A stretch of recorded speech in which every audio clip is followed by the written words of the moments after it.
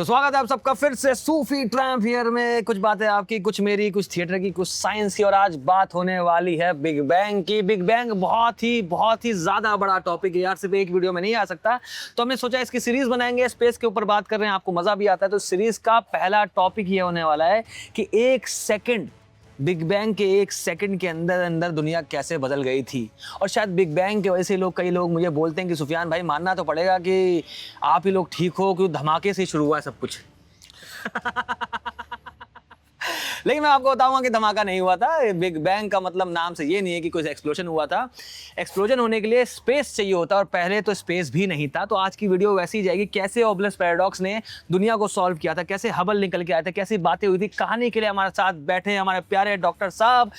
Doctor साहब music.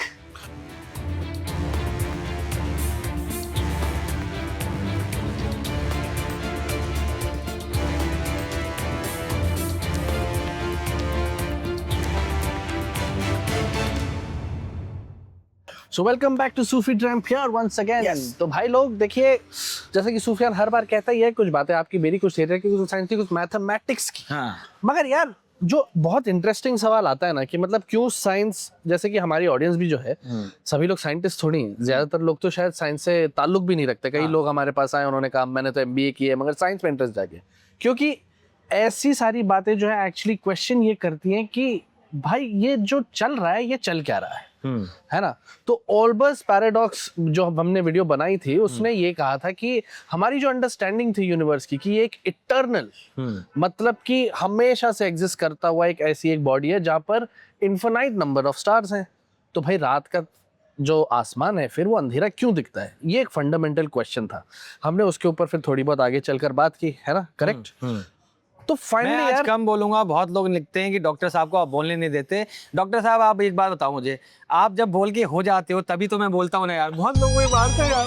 नहीं यार देखो, यहाँ पर क्या है, ये विक्टिम कार्ड यूज कर रहे हैं।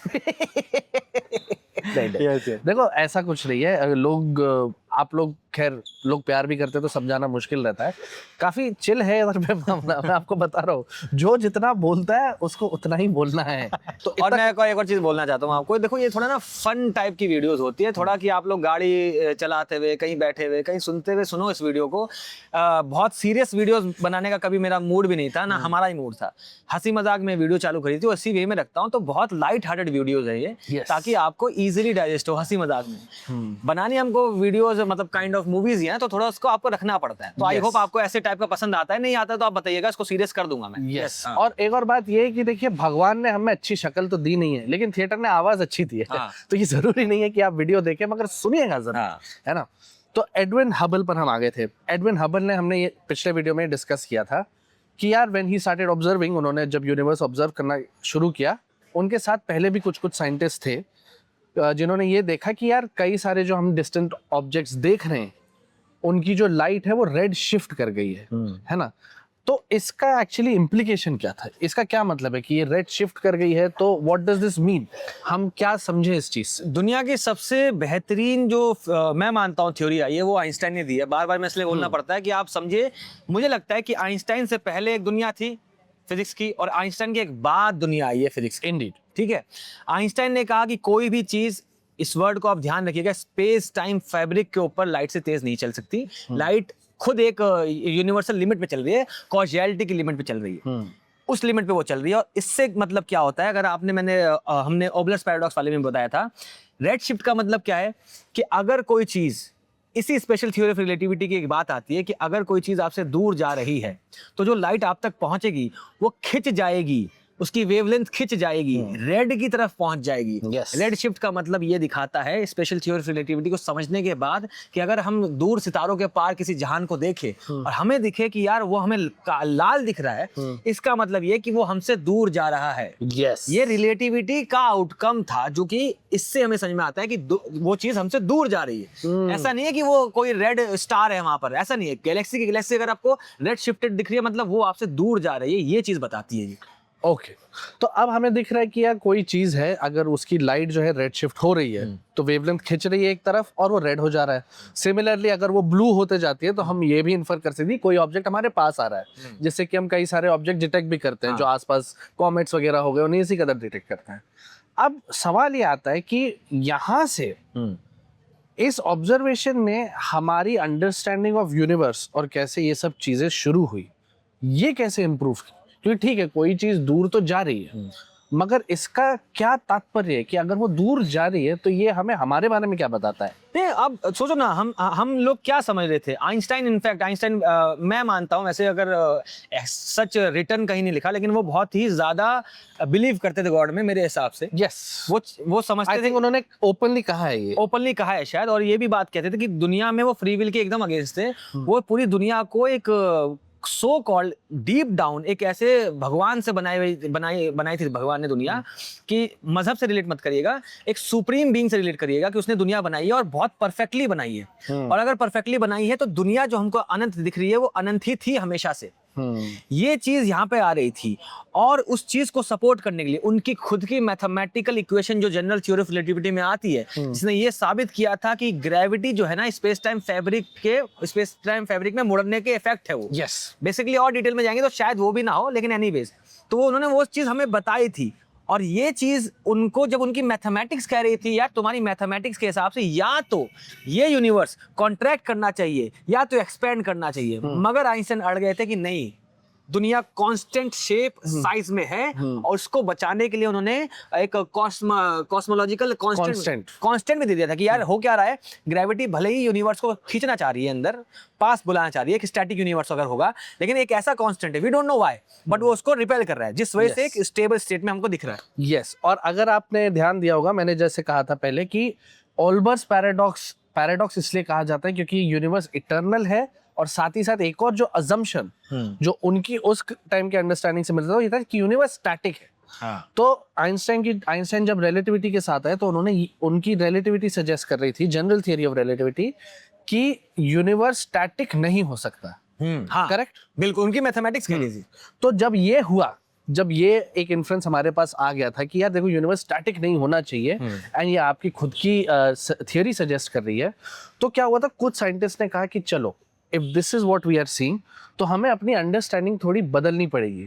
तो कुछ साइंटिस्ट है जैसे कि फ्रीडमैन और लमेटर, फ्रेंच नाम है, नीचे लिखा हुआ आ रहा रहेगा, तो उन्होंने फिर ऐसे यूनिवर्स मॉडल्स पे काम करना शुरू किया जो कि स्टैटिक नहीं थे बल्कि एक्सपेंडिंग मॉडल्स थे, है ना। तो ये रिलेटिविटी के साथ, मैथमेटिक्स के साथ, बिना किसी कॉस्मोलॉजिकल कांस्टेंट के साथ एक यूनिवर्स को एक्सप्लेन कर रहे थे।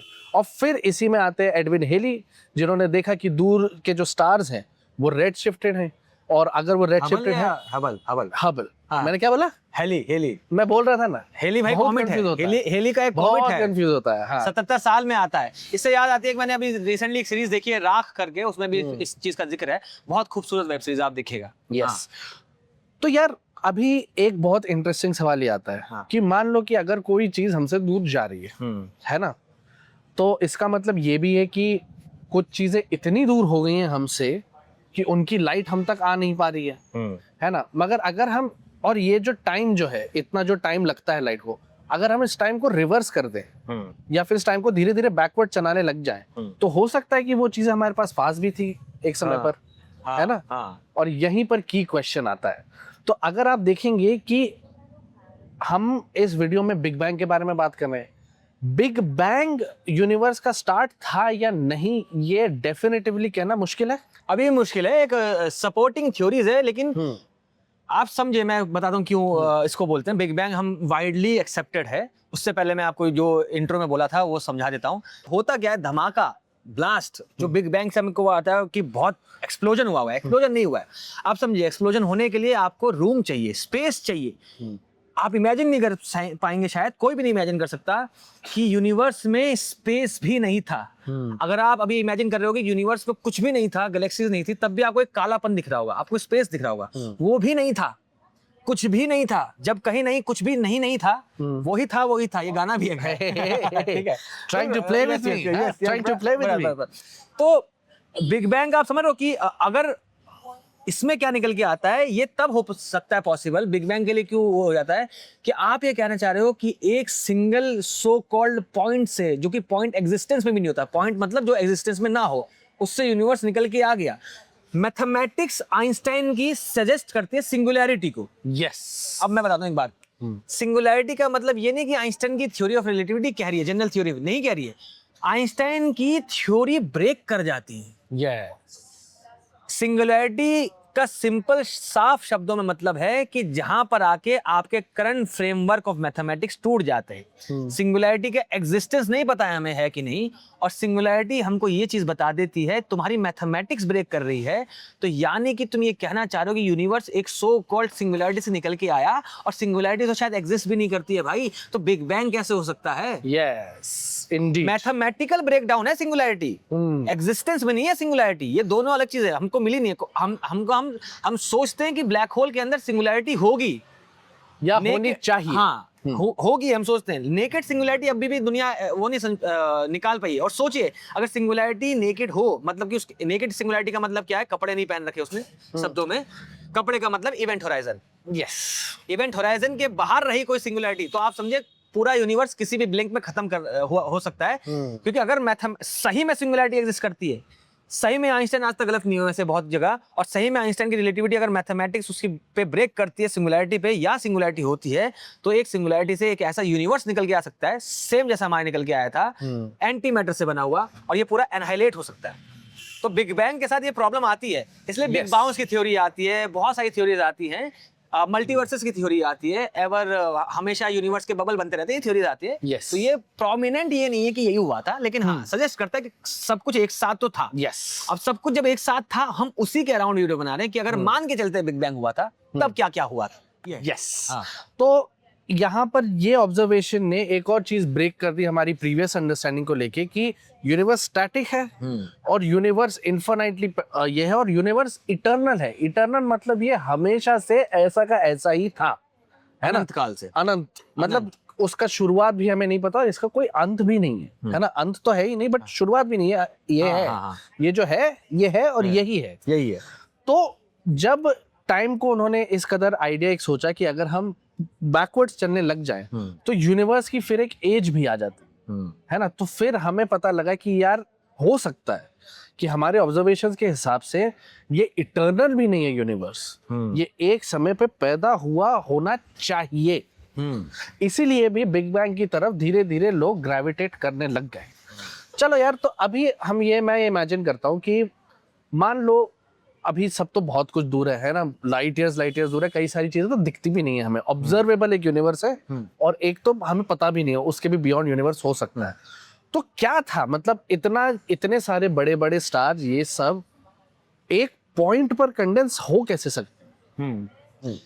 आइंस्टाइन भाई बोलते हैं E = mc²। यस सिंपल शब्दों में एनर्जी और मास एक ही है, तो मैटर को कंडेंस करने छोड़िए, एनर्जी को ले आइए। ऑलराइट, ब्रह्मांड में जितने भी मैटर आपको दिख रहे हैं बेसिकली एनर्जी का जमा हुआ फॉर्म है। तो इमेजिन करिए सब कुछ हट गया, सिर्फ एनर्जी, और सारी की सारी एनर्जी एक पॉइंट पर एग्जिस्ट कर रही है अगर बिग बैंग की माने तो। अब मैं आपको बताता हूं वीडियो में 1 सेकंड के अंदर क्या क्या हुआ था। और जादुई बातें सुनिए। 0 से लेकर जब बिग बैंग हुआ, 0 से लेकर 10⁻⁻43 सेकंड तक, क्या नाम है व्योम भाई, बताना क्या लिखा है यहाँ पर? Planck epoch. प्लैंक इपोच कहते हैं इस टाइम को। अब मैं इमेजिन करवाता हूँ आपको, ये कितना बड़ा कितना टाइम है ये। 1 सेकंड एक टाइम होता है ना, आपकी घड़ी टिक टिक करती है 1 सेकंड। 1 सेकंड में, और हमारे यूनिवर्स की एज कितनी है? 13.8 बिलियन ईयर्स। ठीक है, 1 सेकंड जो है वो 13.8 बिलियन ईयर्स के करीब है as compared to 1 second 10⁻⁻43 second के। अगर आप इसको कॉम्प्रीहेंड करिए कि ये इतना छोटा टाइम है कि आपका यहाँ का 1 सेकंड ब्रह्मांड के एज के करीब है, उसको आप कंपेयर भी कर सकते हैं, मगर आप 1 सेकंड को 10⁻⁻43 सेकंड से कंपेयर नहीं कर सकते। इतना छोटा टाइम था वो। उतने टाइम में क्या हुआ, जब बिग बैंग सो कॉल्ड हुआ, मतलब जब स्पेस एग्जिस्टेंस में आया, जितना भी आया होगा स्पेस एग्जिस्टेंस में, आप एक समझिए एक बात को, space general theory of relativity gravity के बारे में बताते हैं, स्पेस टाइम कर्वेचर के बारे में बताते हैं। और बहुत खूबसूरत ढंग से जनरल थ्योरी ऑफ रिलेटिविटी हमारे यूनिवर्स में ग्रेविटी को एक्सप्लेन कर पाती है। जनरल थ्योरी ऑफ रिलेटिविटी से पहले हमको पता ही नहीं था कि जो मरकरी है, सन के बाद जो पहला प्लेनेट है, वो इतना तितर बितर क्यों घूमता है सन के अराउंड। यस, पहले न्यूटन साहब ये मानते थे, उनसे पहले जो लोग जब बात देखते थे टेलीस्कोप से देखते थे, उनको लगता था कि सन और मरकरी के बीच में भी एक प्लेनेट है। जिस चक्कर में मरकरी का पाथ हमको ऐसा दिख रहा है और हम वो प्लेनेट देख नहीं पा रहे जस्ट बिकॉज ऑफ बहुत सारी रोशनी दिख रही है सूरज से। आइंस्टाइन की जनरल थ्योरी ऑफ रिलेटिविटी ने स्पेस को जब चादर बना के मोड़ा तब हमको समझ में आया कि मरकरी ऐसा पाथ क्यों ले रहा है। आइंस्टाइन की general theory of relativity gravity को बहुत अच्छे से एक्सप्लेन करते हैं मैक्रोस्कोपिक लेवल पर। यस, ठीक है, 10⁻⁻43 सेकंड्स तक, 0 से लेकर इतने टाइम तक जब बिग बैंग हुआ उस समय ग्रेविटी एग्जिस्टेंस में आ गई थी। अच्छा, ठीक है, क्वांटम मैकेनिक्स क्वांटम लेवल को बहुत अच्छे से एक्सप्लेन करती है। Electron, proton, Higgs field, boson, मेरे दिल्ली वाला आदमी जबान पे कुछ आ गया था एल और एल से, लेकिन वो सबको बहुत अच्छे से एक्सप्लेन करती है क्वांटम मैकेनिक्स। अब आप मानिए इतने टाइम ड्यूरेशन के अंदर ग्रेविटी और क्वांटम मैकेनिक्स एक साथ एग्जिस्ट कर रही थी। और ये मान लीजिए ये दोनों ऐसे पजल हैं यूनिवर्स के कि मान लो आपने एक पजल बनाया, खरीदा है कहीं से, और दूसरा पजल खरीदा है कहीं से, दोनों अलग अलग पजल खरीदे हैं। अब आप उसको दोनों को बिखार के एक साथ जोड़ना चाह रहे हो। ओके, एक साथ नहीं बैठती है दोनों चीजें। तो थ्योरी आती है कि क्या ग्रेविटी और बाकी जो फोर्सेस हमको देखती है वो क्या सही में एक वक्त में एक साथ यूनिफाइड थी, होनी चाहिए, उतने कम ड्यूरेशन में साथ में एग्जिस्ट कर रहे थे।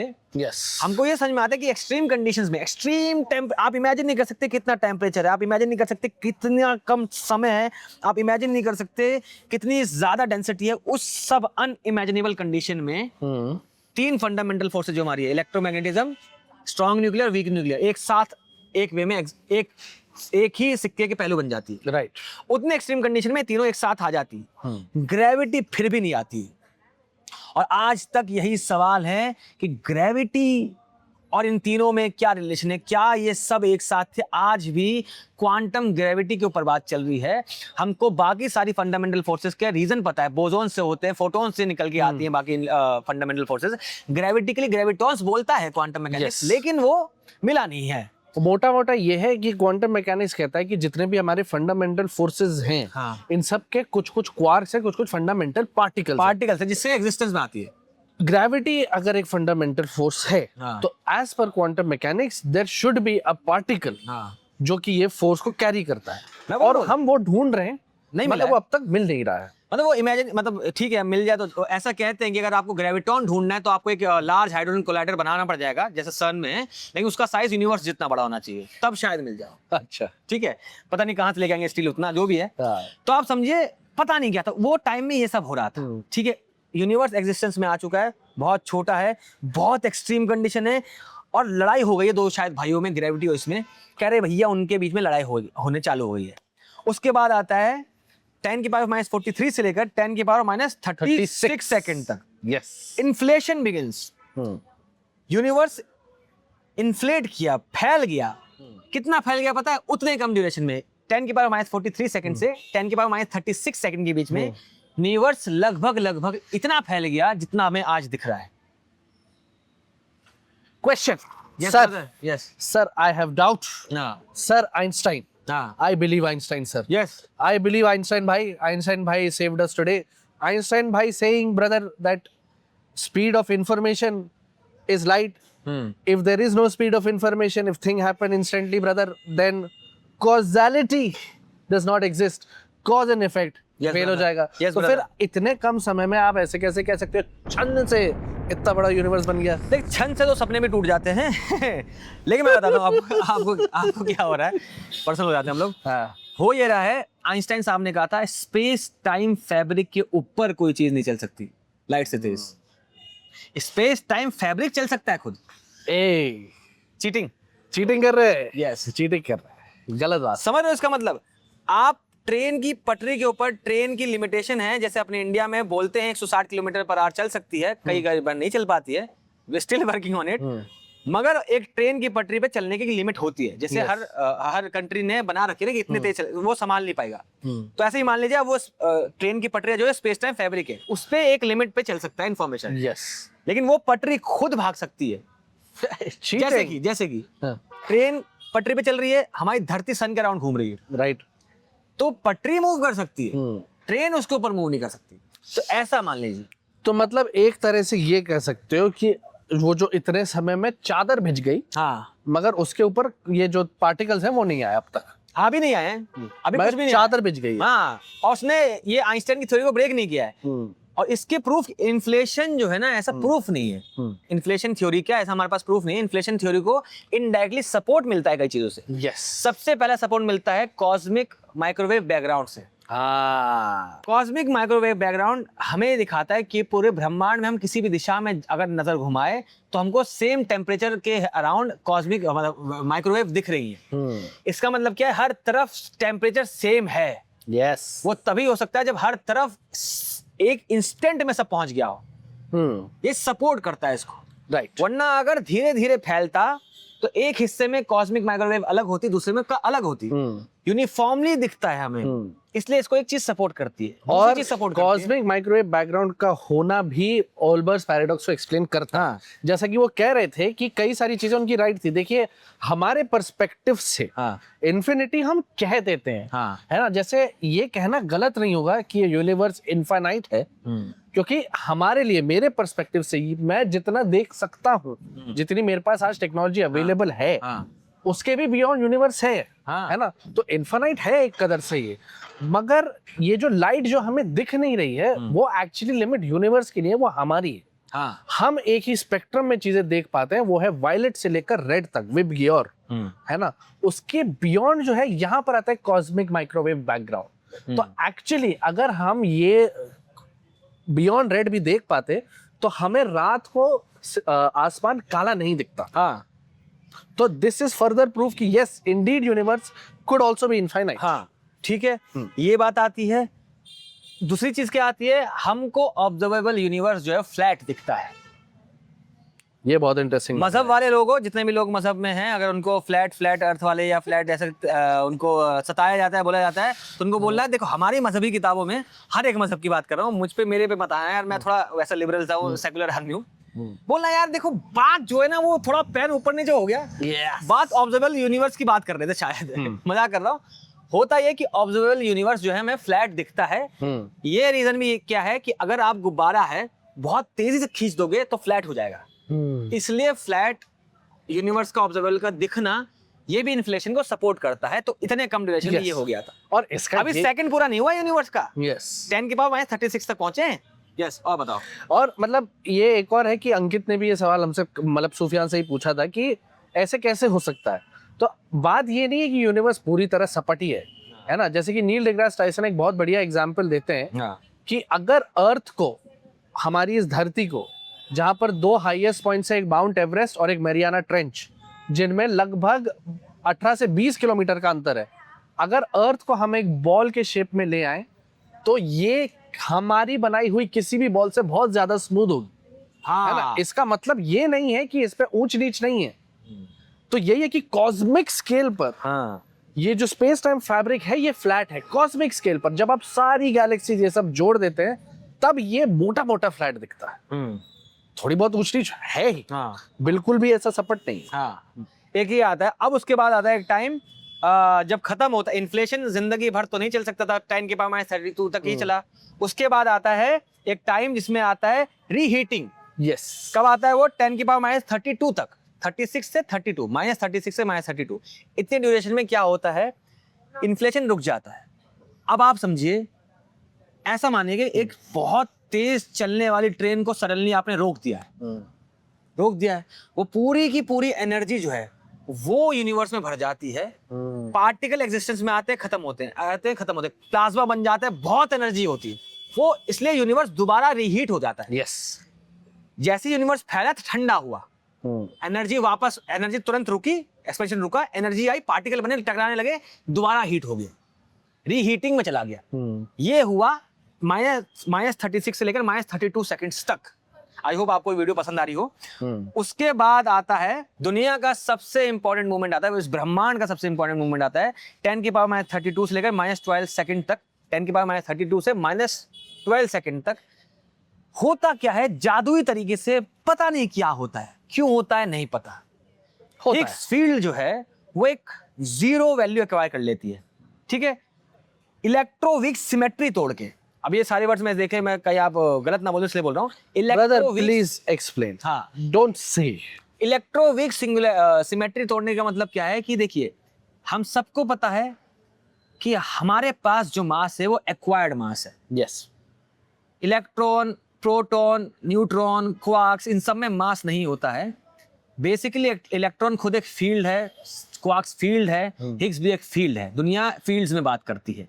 वो फील्ड जब हिग्स फील्ड से इंटरेक्ट करती है वो एक्वायर करती है मास। यस, यानी कि ब्रह्मांड के अंदर मान लीजिए एक जाल बिछा हुआ है, वैसे भी स्पाइडरमैन होमकमिंग आ रही है, जाल बिछा हुआ है, आप अब उस जाल में से भाग रहे हैं, जो उस जाल में फंसते जाएंगे उनको रुकना पड़ेगा, हल्का सा इंटरेक्शन होगा, इसलिए उसको एक्वायर्ड मास मिलता है। यस, सिमेट्री, इलेक्ट्रोवीक सिमेट्री टूटने के वजह से ये हुआ कि बाकी के जो फील्ड्स है वो इंटरेक्ट करना चालू किए। राइट।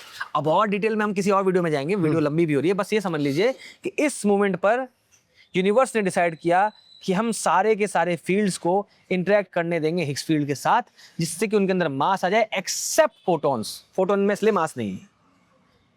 हिग्स फील्ड से इंटरेक्शन हुआ, अब मास बनने लगे। ठीक है। अब उसके बाद सिंपल सी बात है, इसके बाद मैं इस वीडियो को क्वेश्चन में खत्म कर दूंगा।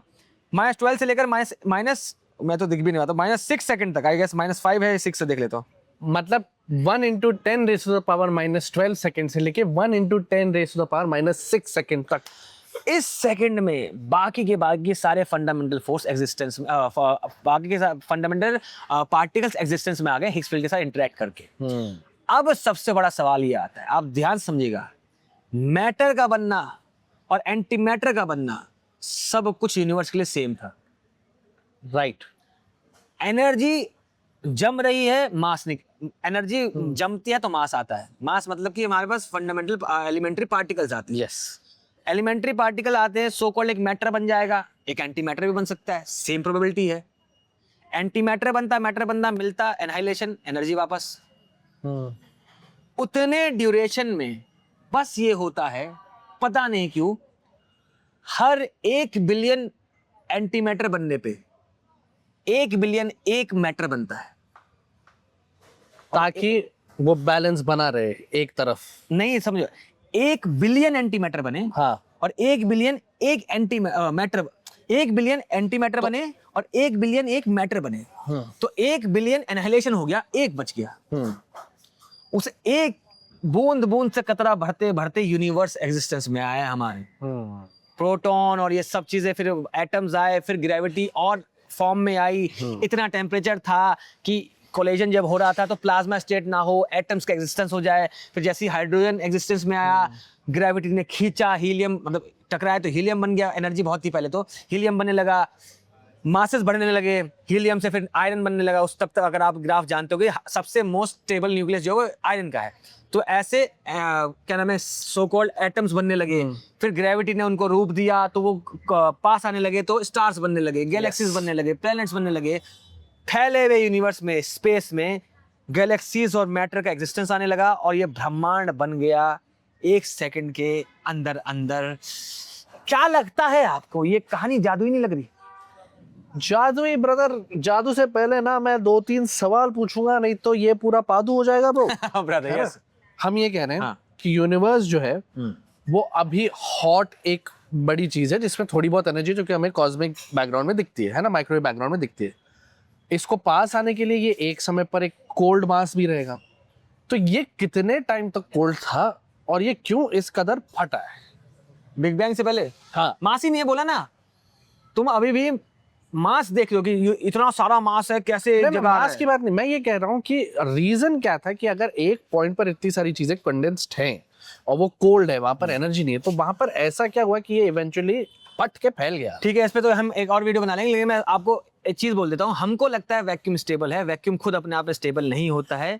मैंने एक वीडियो में, एंटी मैटर वाली वीडियो में आपको बोला था कि टेक्निकल टर्म्स में यूनिवर्स का एग्जिस्टेंस में आना एक बेहतर स्टेट था यूनिवर्स के लिए, सिंगुलैरिटी पे रहने से, राइट, या बिग बैंग वाले पॉइंट पे रहने से। सिंगुलैरिटी से सवाल नंबर 2। यस, अभी हमें जितना पता है, हमें ये पता है कि यार जो ब्लैक होल्स रहते हैं उनकी ग्रेविटी मैसिव रहती है, उनके अंदर जो है हर तरह की मैटर जो है इनफाइनाइटली कंप्रेस हो सकती है। तो क्या ये ऐसा हो सकता है कि हमारा जो यूनिवर्स है जो अभी एग्जिस्ट कर रहा है वो with in a black hole एक सिंगुलैरिटी पर था एक समय पर, या वो एक अलग टाइप की सिंगुलैरिटी थी? वही मैं बोल रहा हूँ ना कि सिंगुलैरिटी का पहली बात तो एग्जिस्टेंस है कि नहीं, नहीं पता। मैथमेटिकल फ्रेमवर्क वहां टूट जाता है। टूटने का मतलब है कि हमें पता नहीं है वो पॉइंट क्या है। और साइंस बहुत खूबसूरत चीज है। साइंस बोलती है अगर नहीं पता तो नहीं पता है।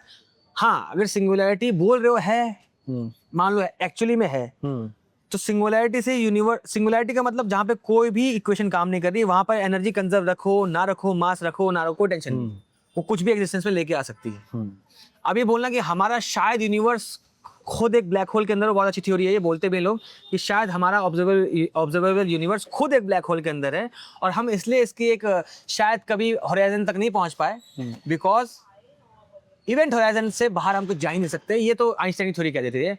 तो कितना खूबसूरत चीज भी है कि ब्लैक होल के अंदर हमारी दुनिया हो, तो खुद हमें पता है लिमिट है, हम उसके पार नहीं जा सकते क्योंकि फिजिक्स अलाउ नहीं करेगी।